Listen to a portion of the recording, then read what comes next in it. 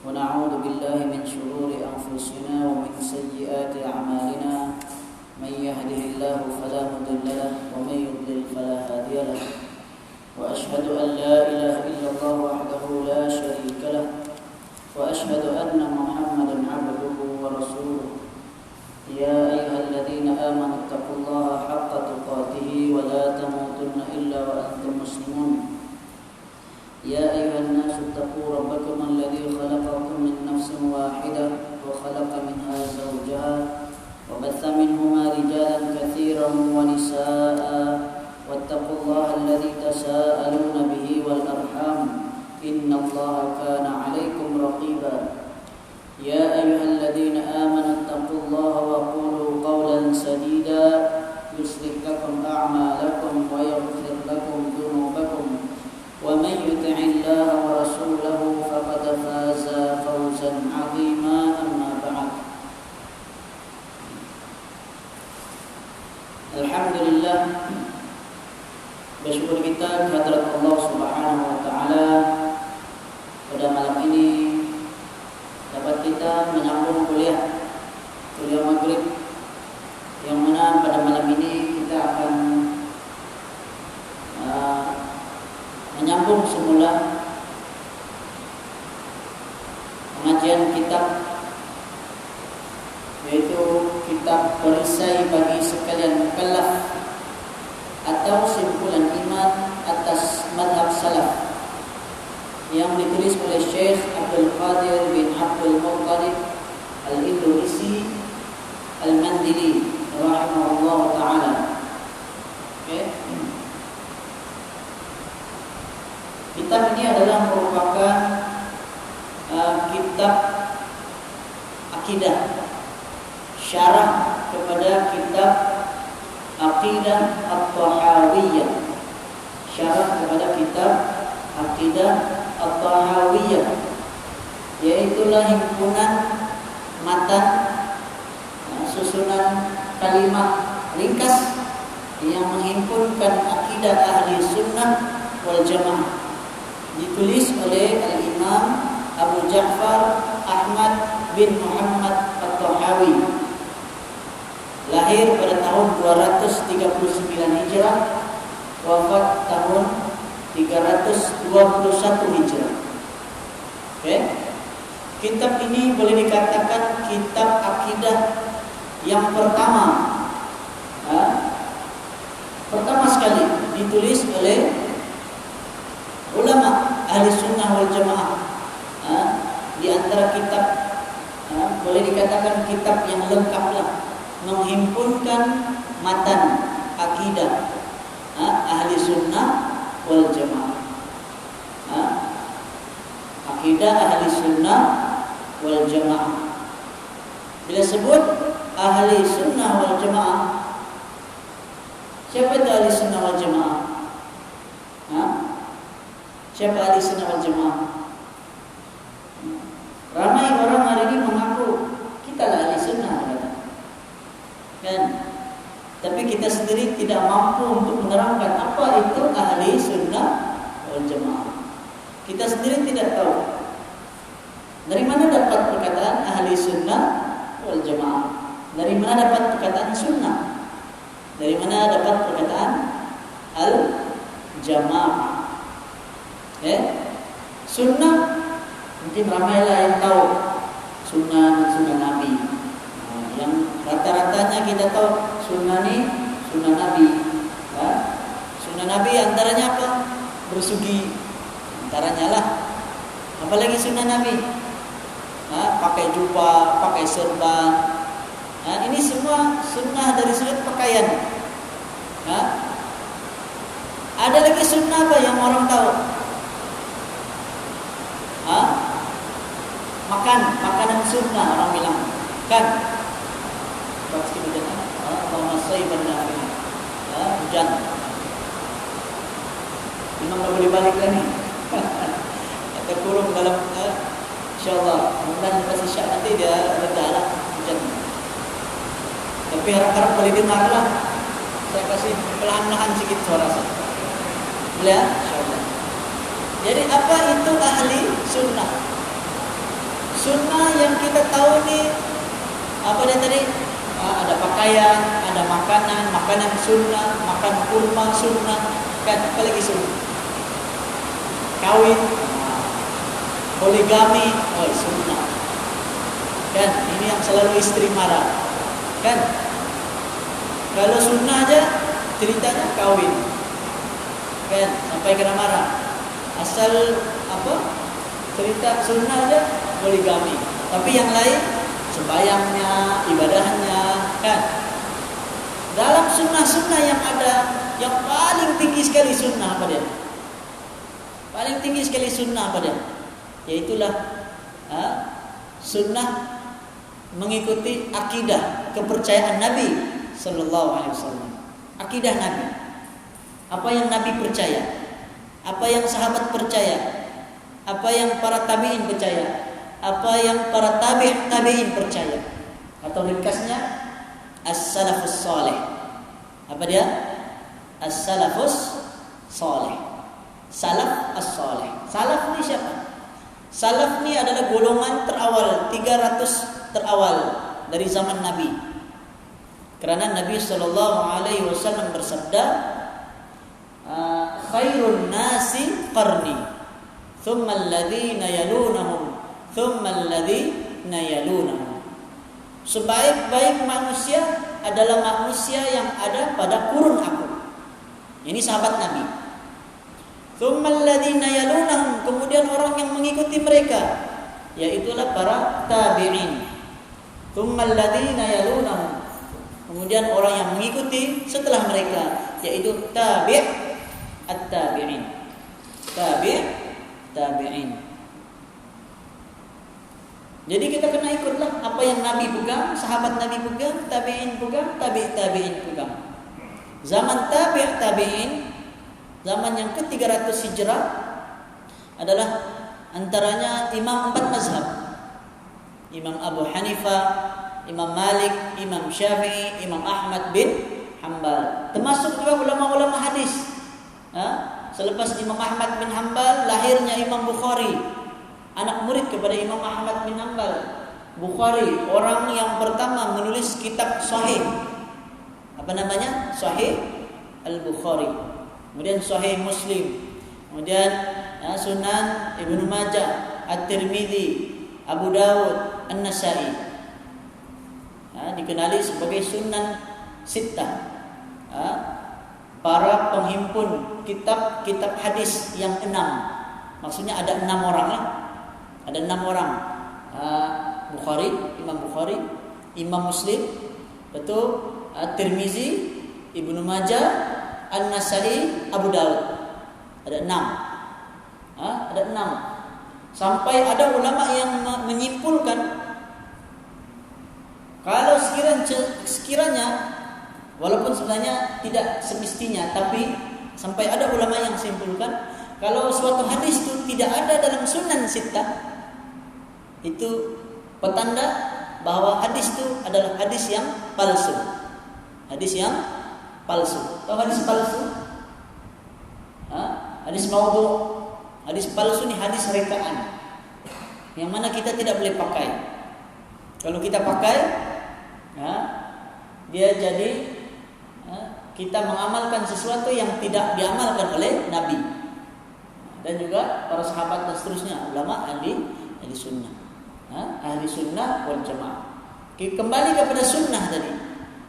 Sunnah ulama ni dia banyaklah. Ada ulama usul, ulama usuluddin. Ada ulama fiqh, kan? Ada ulama apa lagi? Ulama hadis.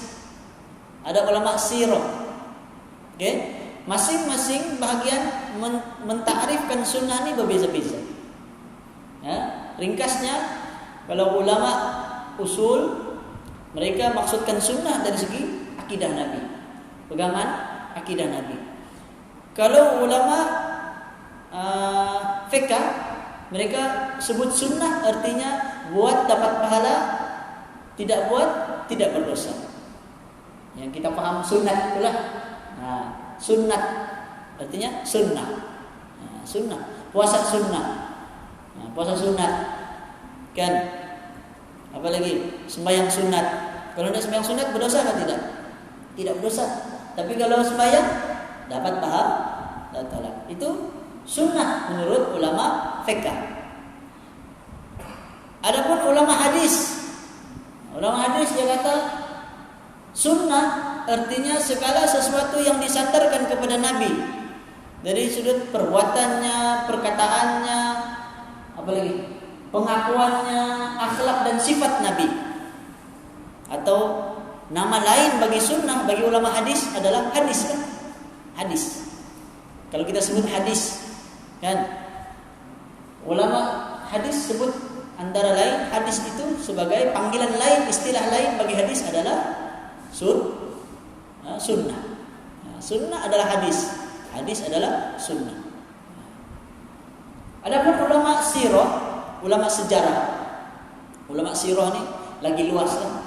Dia menganggap sunnah ni adalah segala sesuatu yang diriwayatkan tentang kehidupan Nabi dari mulai Nabi lahir sampailah Nabi wafat. Itu semua sirah.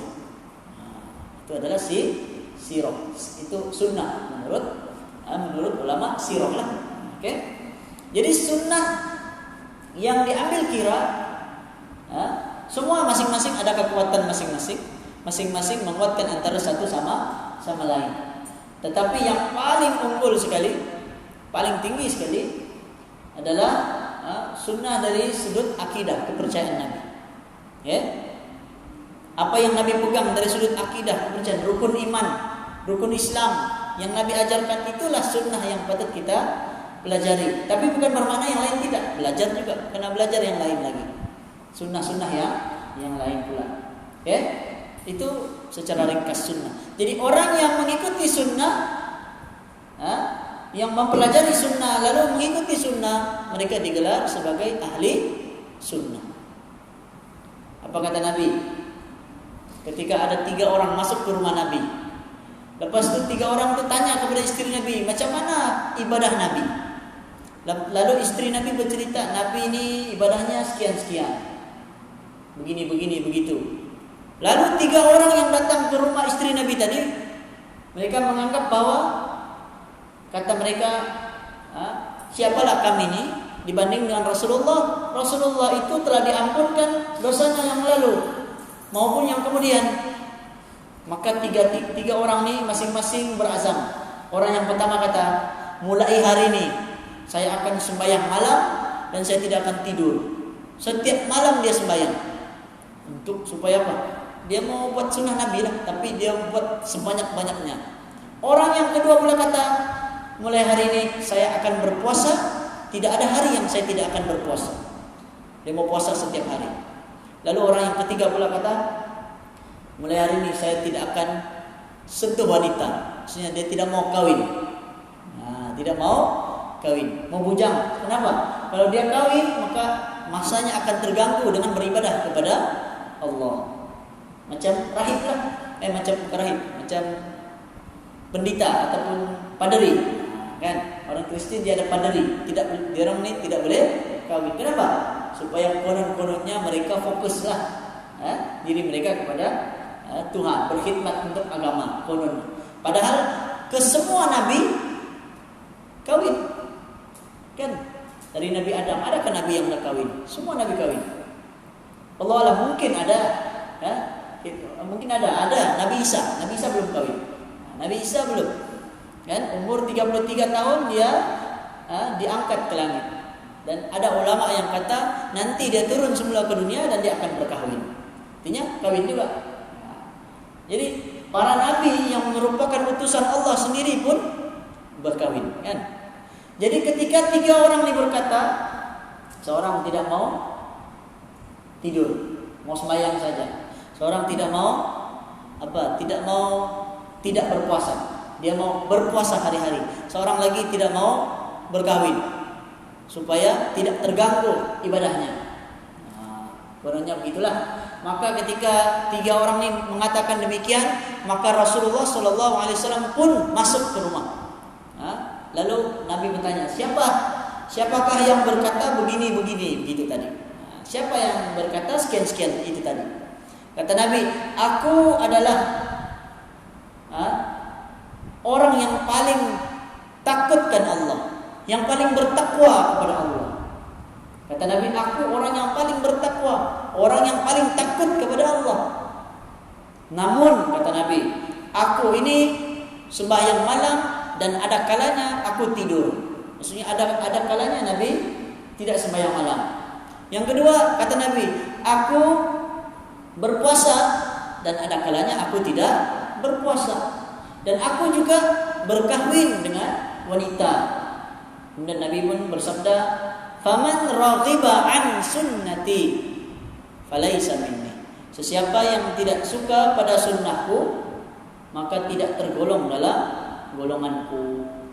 Siapa tidak suka, maksudnya Nabi SAW telah mengajarkan kepada kita agar bersederhana, agar bersederhana dalam beribadah.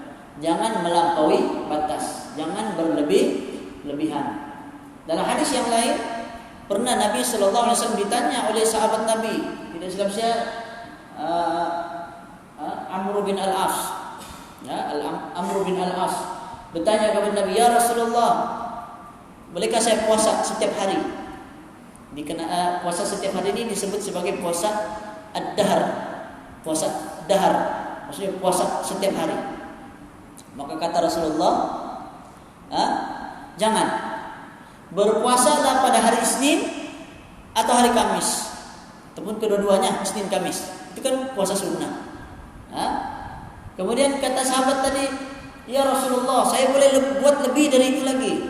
Maka kata Rasulullah, berpuasalah 3 hari berturut-turut pada setiap bulan.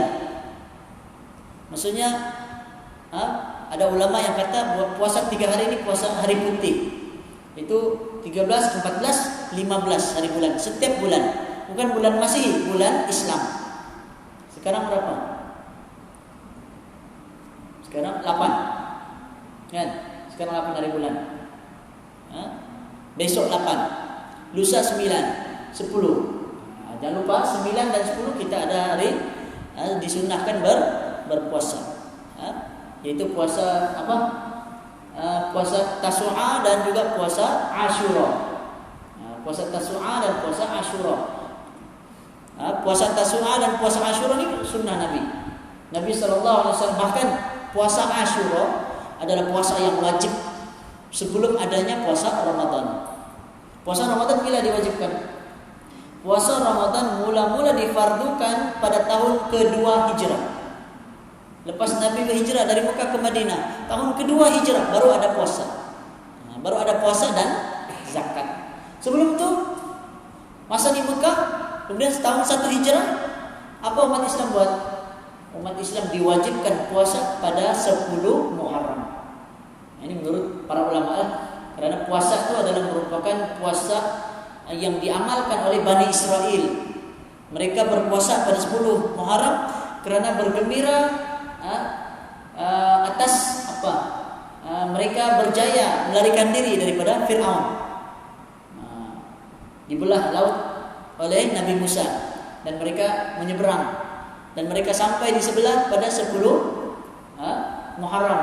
Lalu mereka pun berpuasa, tanda kegembiraan mereka kepada Allah. Dan Nabi SAW kata setelah mengetahui itu dilakukan oleh orang Yahudi, kata Nabi, aku lebih layak untuk puasa tersebut, kata Nabi. Maka Nabi pun menganjurkan puasa, bahkan mewajibkan sebelum adanya puasa Ramadan. Akan tetapi setelah difardukan puasa Ramadan, itulah ayat yang dalam surah Al-Baqarah itu, kutiba alaikumus siyam kama kutiba alaikum min qablikum la'allakum tattaqun. Telah difardukan ke atas kamu puasa sebagaimana telah difardukan ke atas umat terdahulu. Mudah-mudahan kamu bertakwa. Turun ayat itu maka wajib puasa Ramadan. Jadi kata Nabi, aku lebih layak, aku lebih berhak berpuasa. Nabi pun anjurkan puasa. Bila ada saja puasa Ramadan, telah diwajibkan puasa Ramadan, maka puasa hari Asyura menjadi sunat sahaja, digalakkan. Apa kata Nabi? Puasa Asyura, puasa 10 Muharram, dihapuskan dosa setahun sebelumnya. puasa 10 Muharram akan dihapuskan, diampunkan dosa kita atau dihapuskan dosa setahun sebelum tahun sebelumnya. Itu diantara keutamaan. Namun di tahun terakhir sebelum Nabi wafat, Nabi Shallallahu Alaihi Wasallam pernah mengatakan apa? Kata Nabi, kalau aku hidup pada tahun hadapan, nescaya akan aku puasa pada 9 Muharram. Dipanggil Tasu'a. Tasu'a ini daripada perkataan Tis'a. Tis'a ini 9. Asyura daripada perkataan Asyara. Asyara ini 10. Dalam bahasa Arab kan, wahid, itnani, salasa, arba'ah, khamsah, sittah, sab'ah, samanya. Tis'a jadi Tasu'a, Asyara jadi Asyura. Oke? Jadi Tasu'a dan Asyura menjadi sunnah bagi umat Islam. Kata Nabi, kalau aku hidup pada tahun hadapan akan aku puasa sehari sebelum bersama dengan 10 Muharram, menjadi sunnah lah 9 dan 10. Tujuannya apa? Supaya menyelisihi orang-orang Yahudi. Orang Yahudi 10 Muharram saja dia puasa. Tapi umat Islam supaya menyelisihi maka puasalah 9 dan 10. Adapun kata para ulama, kalau sekiranya 9 kita terlepas, bolehkah 10 saja? Kalau boleh 10 dan 11. Boleh puasa 10 dan 11 supaya menjadi 2 hari, tidak sama. Ataupun kalau sekiranya kita puasa 10 sahaja tanpa 9 dan 11, juga para ulama sebahagian yang mengatakan boleh, kerana itulah yang diamalkan oleh Nabi sehingga Nabi wafat. Jadi dia ada pilihan, ada pilihan. Namun lebih utama apa yang diperintahkan oleh Nabi lah. Nabi kata kalau aku hidup pada tahun hadapan akan aku puasa sehari sebelum. Menunjukkan Nabi perintahkan kita puasa sehari sebelum. Itu puasa Tasu'a dan Asyura.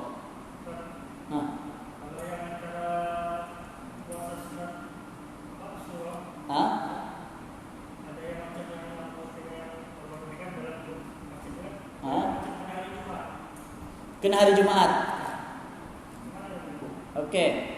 Kalau sekiranya puasa Asyura terkena pada hari Jumaat, dia memang ada larangan kita mengkhususkan amalan pada hari Jumaat sahaja. Kononnya dengan anggapan itu adalah hari yang mulia. Memang mulia, cuma dilarang. Nabi melarang kita khususkan hari itu untuk kita mengkhususkan untuk berpuasa pada hari tersebut saja. Maka caranya macam mana? Begitu juga ada hari Sabtu juga, ada juga dari larangan. Caranya kita kena puasa 2 hari. Jadi hari Kamis dan hari Jumaat. Ataupun kalau hari Kamis kita lupa puasa, jadilah hari kita kena puasa hari Jumaat dan juga hari Sabtu. Tapi ada ulama yang ini khilaf lah. Bagi saya menurut ulama yang menguatkan pendapat itu terpulanglah untuk mereka mengikuti pandangan tersebut. Tapi bagi saya sendiri, bila kita puasa 2 hari, kan, kita puasa, wallahu alam lah. Bagi saya ini yang terkuat lah di antara pendapat ulama yang ada, yaitu kita puasa hari Jumat dan Sabtu itu boleh. Kita puasa hari Jumat dan Sabtu. Tapi ada ulama yang mengatakan tidak boleh puasa Sabtu tadi, sehingga dia pun Jumat tidak boleh, Sabtu pun tidak boleh. Macam mana? Kena puasa 3 hari. Jadi Kamis, Jumat dan Sabtu. Dan 3 hari berturut-turut ini sepakat ulama boleh. Memang ada termasuk puasa sunat. 3 hari berturut-turut termasuk puasa yang tadi saya sebut hadis Nabi tadi. Amr bin Al-As kata, ya Rasulullah, saya boleh puasa lebih dari ini. Maka kata Rasulullah sallallahu alaihi wasallam, puasalah. Setelah tadi Nabi kata puasa Isnin, Kamis, dia kata boleh lebih lagi. Maka Nabi suruh puasa 3 hari berturut-turut. Tidak kisahlah Isnin, Selasa, Rabu kah, ataupun Rabu, Kamis, Jumat kah, atau Kamis, Jumat, Sabtu. Yang penting 3 hari berturut-turut. Itu disunahkan puasa. Tapi kata sahabat Nabi, Ya Rasulullah, saya boleh lebih dari itu lagi. Maka kata Nabi, puasalah dengan puasa sehari dan berbuka sehari. Atau dalam hadis lain mengatakan puasa Nabi Daud. Puasa Nabi Daud. Puasa Nabi Daud, sehari puasa, sehari berbuka. Dan kata Nabi, tidak ada puasa yang lebih baik lagi dari puasa Nabi Daud. Itulah puasa sunat yang terbaik. Bukan maksudnya lebih terbaik daripada Ramadan. Ramadan sudah tentu paling terbaik, itu puasa wajib. Puasa sunat yang ada, yang paling utama adalah puasa Nabi Daud. Sebab dia paling banyak. Sehari buka, Isnin puasa, Selasa tidak puasa, Rabu puasa, Kamis tidak puasa, Jumat puasa, Sabtu tidak puasa, Ahad puasa, Isnin balik tidak puasa. Jadi dia akan bertukar, tidak akan tetap. Kalau orang boleh amalkan ini, itulah puasa yang terbaik sekali. Kalau amalan sunat pula, kalau solat sunat yang paling terbaik adalah solat sunat 2 rakaat sebelum subuh. Itu paling terbaik. Ya, solat sunat 2 rakaat sebelum subuh. Kata Nabi, 2 rakaat fajar itu lebih baik dari dunia dan seisinya. 2 rakaat sebelum subuh itu lebih baik dari dunia dan seisinya. Kalaulah kita diberikan kekayaan yang ada di dunia dan apa yang ada dalam seluruh dunia, semua orang saya akan berebut-rebut mau kan harta yang ada dalam dunia itu. Tapi Allah kata dengan 2 rakaat dapat menggantikan apa yang ada pada dunia dan seluruh isi yang ada dalam dunia tersebut. Namun itulah yang paling berat sekali untuk dilaksanakan. Ya? Apalagi kalau sudah telajak siang, macam mana mau salat sunat 2 rakaat sebelum subuh. Oke? Nah.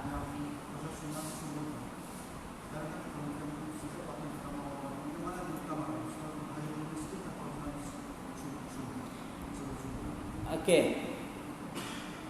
Salat sunat sebenarnya kalau sekiranya bertembung antara rawatib dan juga tahiyatul masjid, maka boleh digabungkan. Menurut para ulama boleh digabungkan. Karena sama-sama salat sunat. Sama-sama salat sunat. Kita baru masuk masjid, ngam-ngam baru habis azan. Kita mau tahiyatul masjid kah? Kita mau rawatib, sembahyang qabliyah? Jawabnya, kita sembahyang dengan 2 niat sekaligus dengan 1 perbuatan. Kita salat sunat 2 rakaat dalam niat kita, boleh kalau mau 3 pun boleh. Contoh kita baru lepas ambil wudu, kita niat salat wudu sekaligus salat rawatib sekaligus tahiyatul masjid. Maka kita dapat 3 niat dengan 1 perbuatan. Niatnya sekali niat lah, sekali haram. Maksudnya dalam niat kita sembahyang sunat, wudu juga, dalam niat itu kita sembahyang qabliyah juga, kita niat sembahyang tahiyatul masjid juga. Sebab itu niat nih, para ulama dulu zaman dulu mereka tidak bahas. Sebab niat nih mudah saja nanya, dia amalan hati. Yang penting kita dalam keyakinan kita, niat kita sembahyang itu kerana Allah. Kita tahu 2 rakaat. Oke? Sunat saja dilafazkan menurut sebagian ulama. Kalau ulama mazhab Hanafi, bagi dia makruh lafaz niat nih. Jadi dia ada khilaf ulama di situlah. Jadi terpulanglah mau mana. Tapi kalau kita mau lafaz panjang betul. Nah, lebih baik lagi lintasan niat itu saja sebenarnya sudah memadai. Oke? Tidak masalah lah kalau mau berniat pun niatlah.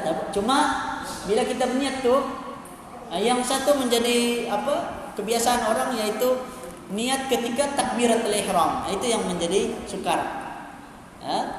Yang dimaksudkan niat ketika takbiratul ihram adalah lintasan niat. Ketika kita mengangkat Allah, huruf alif itu di situ mulanya kita punya lintasan, bukannya kita sebut satu-satu.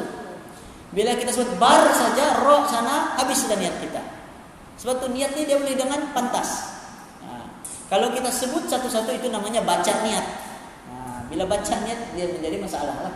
Dia mengambil masa. Dan mazhab Syafi'i, memang dalam mazhab Syafi'i niat tempatnya adalah di awal ketika takbiratul ihram. Berbeza dengan mazhab lain. Mazhab Maliki ketika wudu lagi boleh sudah kita niat solat. Dari rumah lagi perjalanan menuju ke masjid sudah boleh niat. Yang penting perbuatannya tuh tidak terlalu lama lah, sampai kita lupa. Memang niat fokus kita untuk solat sampai menuju ke solat, maka itu sudah diambil kira menurut mazhab Maliki. Begitu juga mazhab Hanafi dan juga Hambali, masing-masing ada perbezaan dari sudut di mana waktu terbaik untuk kita memulakan niat. Tapi mazhab Syafi'i mengambil pendapat yang lebih berhati-hati. Lebih berhati-hati, di mana perbuatan pertama itulah kita fokuskan niat kita, yaitu ketika takbiratul ihram. Yang dimaksudkan adalah lintasan, bukannya baca niat. Itu yang jadi bila kita baca niat, jadilah 2-3 kali angkat takbir, tidak pandai masuk-masuk, kan? Sampai ulama terpaksa mengatakan tidak boleh lebih dari 3. Yang ketiga kali kalau tidak masuk pun kena juga, sebab dia jadi makruh sudah. Dia jadi makruh karena berlebih-lebihan. Tidak pernah diamalkan oleh Nabi, sahabat Nabi, tabi'in atau salafus saleh. Tidak pernah pun mengamalkan niat yang tidak pandai masuk-masuk nih, yang niat berkali-kali. Allah itu berhenti lagi, kan? Allah tidak masuk juga. Itu kenapa? Sebab dia usaha memasukkan antara takbiratul ihram. Itu Nick Aziz adalah buku dia, saya pernah baca. Dia kata menjadi kesalahan orang ramai pada ketika hari ini, ketika kita sebut Allahu Akbar, sepatutnya dalam hati kita mengingat Allah itu maha besar. Karena Allahu Akbar bermaksud Allah maha besar. Tapi kita bilang Allahu Akbar, tapi dalam niat kita sahaja aku. Jadi tidak sekata, tidak selari antara lafaz dan juga niat. Berarti kita kena sebut Allahu Akbar, niat tu dia boleh sepintas lalu saja. Dalam keadaan kita tahu yang kita mau sholat apa, berapa rakaat, kerana Allah paling penting. Kalau kita sembahyang kerana selain Allah, sudah tentu sholat kita tidak diterima. Kerana itu Nabi SAW bersabda, innamal a'malu binniyat.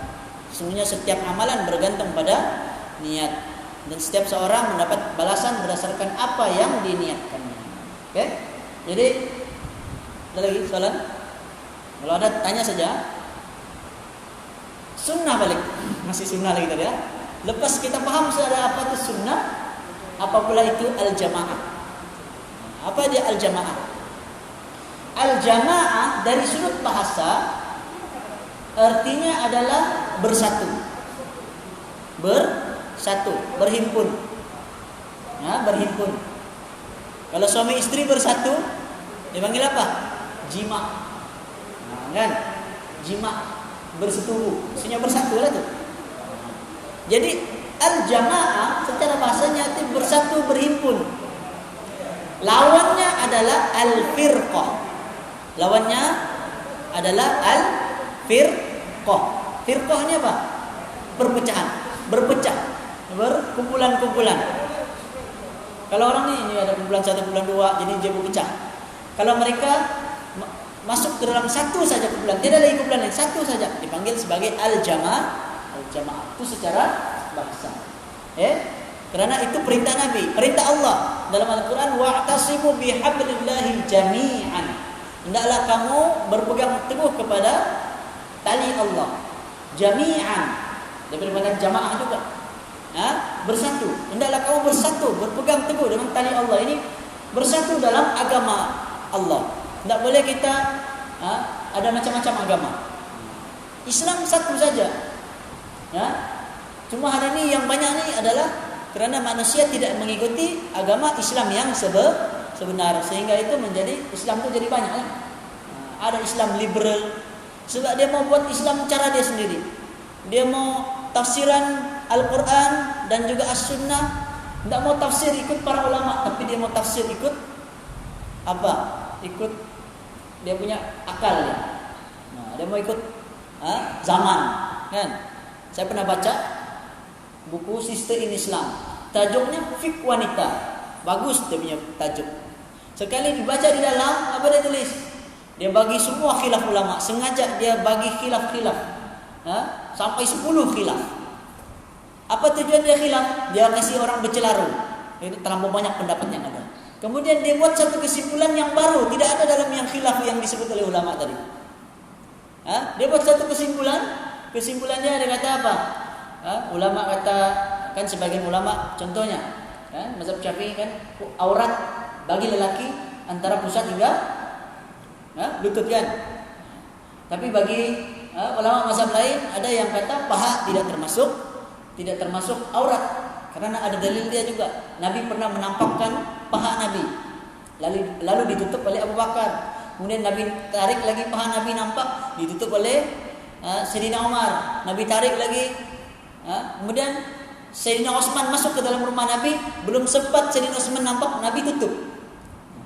Lepas tu Aisyah heran. Aisyah tanya, ya Rasulullah, tadi Abu Bakar masuk, engkau biarkan, mereka tutup. Umar masuk, engkau biarkan, kemudian mereka tutup. Dia tutup, Abu Bakar tutup. Utsman masuk, belum sempat dia nampak, dia sudah tutup. Nabi sendiri tutup. Maka Nabi kata, aku malu terhadap orang yang malaikat pun malu terhadapnya.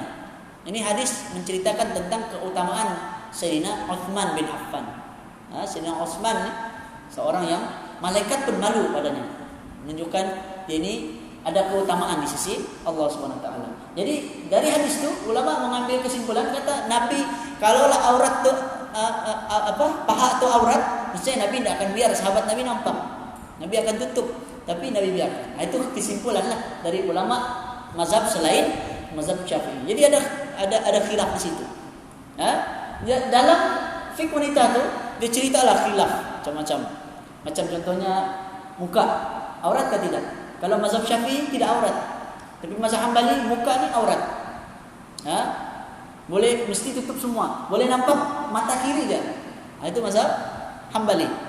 Mazhab Syafi'i muka tidak termasuk aurat. Muka dan kedua telapak tangan bukan aurat. Okay? Dia bawakan semua khilaf-khilaf ada, lalu dia buat kesimpulan. Apa kata penulis fiqh wanita dari sistem Islam punya terbitan ni? Dia kata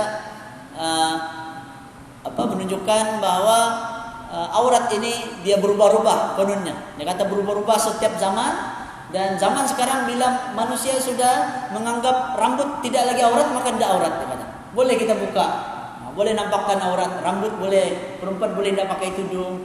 Dia buat kesimpulan yang baru. Ini liberal.